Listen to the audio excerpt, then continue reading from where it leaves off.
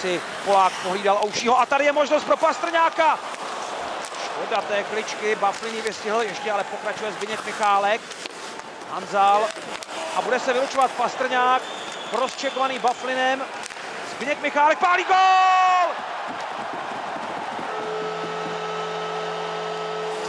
Tak konečně mají jižní Čechy dálnici, alespoň tady v Torontu. Nádherně prošel ten puk od Zbyňka Michálka k Martinu Hanzalovi. Jestli tam došlo k doteku, nevím, ale Zbyněk Michálek se raduje zcela právem. Čas 12:44, Česko vede 1-0. Nebyl faulovaný Pastrňák, pak celá akce pokračovala na druhé straně. Hanzal nahoru ke Zbyňku Michálkovi, prudká rána. Zbyněk Michálek se do toho opravdu parádně opřel.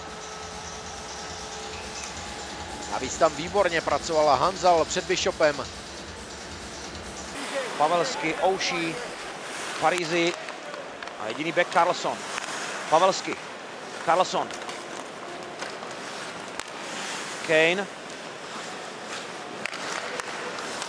Parisi, Kane. Parisi, Pavelsky a je to gól. Tomuhle už Mrázek čelit nemohl. Čas 14:28. Spojené státy vyrovnávají na 1-1.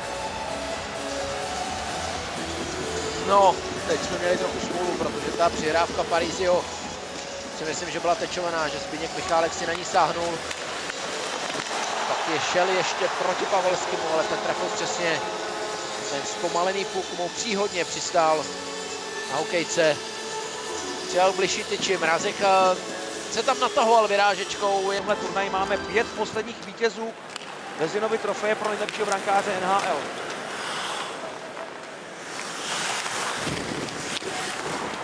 Žemský. Bishop vyráží, střelu nakládala.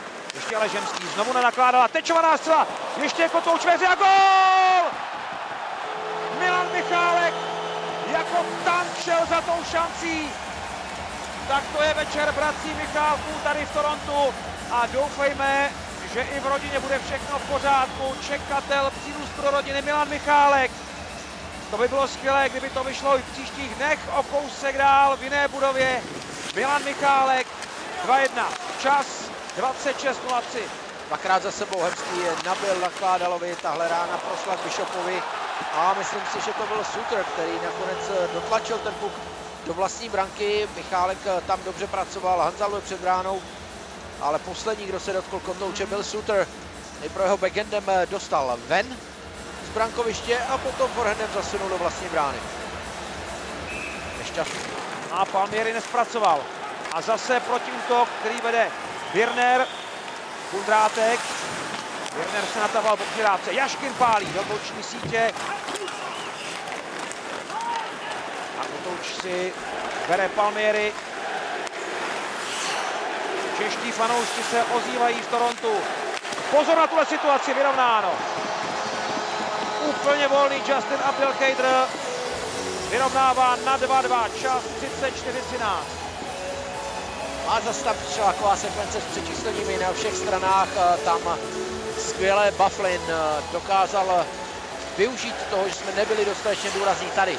Brzda, okamžitě přihrávka na druhou stranu, špatně rozebraní hráči. Měli jsme 3 bránící útočníky uprostřed hřiště. Neměli nikoho. Abdelkader sjížděl na druhé straně, Bufflin ho moc dobře viděl. Pro Abdelkadera tohle byla lahůdka. Pohlídal. Kane, Van Riemsdyk, Frolík, Sobotka, odraz od bruslí vypadal chvilku nadějně. Dobře, Voráček forčekuje, Sobotka v souboji s Van Riemsdykem, Frolík, Voráček, odstavil si Jonese a gól! Schuster překvapil Bishopa, ten nevěří vlastním očím. Kotouč prošel v bližší tyči a Andrej Schuster dává první gól v národním týmu.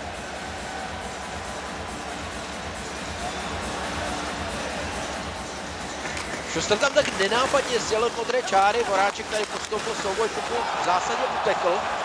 Takhle to určitě neplánoval. Podívejte se, on si chtěl odstavit soupeře, dostat se k puku, jenomže Schuster tam byl dřív a prakticky z brankové čáry nachytal Bishopa. kterému se ten musel odrazit někde odzad, od lapačky. Já bych řekl, že obránce původem z Plzně tedy dává zápasu opět nový rozměr. Hemský a tady je Milan Michálek. Gól! Milan Michálek! 4-2. Čas 37:29. Druhá branka Milana Michálka v zápase. Američané jako by chtěli rychle zase vyrovnat, tak se tlačili do útočného pásma, propadli tam. Využili jsme skvělé přečíslení, všimněte si Romana Poláka, jak stáhl sebou obránce, šel do brány. Michálek dostal ten půl do druhé vlny. Krásně trefil. Bishop byl bezmocný, tohle to byla parádní rána, přesně do horního růžku. Dubinsky. Wheeler. A je to gól při vlastním oslabení McDona. To je škoda. Čas 42:23.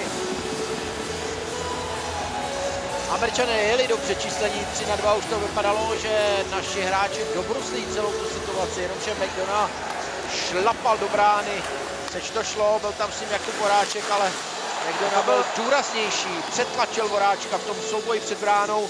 Oba dva měli hokejku na puku, kdo ví, jestli McDona jenom neplácel do Voráčkovy hole, Já si myslím, že to byl vlastní gol, ne. No, protože Ryan McDonough skóroval. Spíš McDonough, ale v každém případě tam byl důraz. Američané rozhodně nečekali, Američané sem přijeli jako spolufavorit turnaje.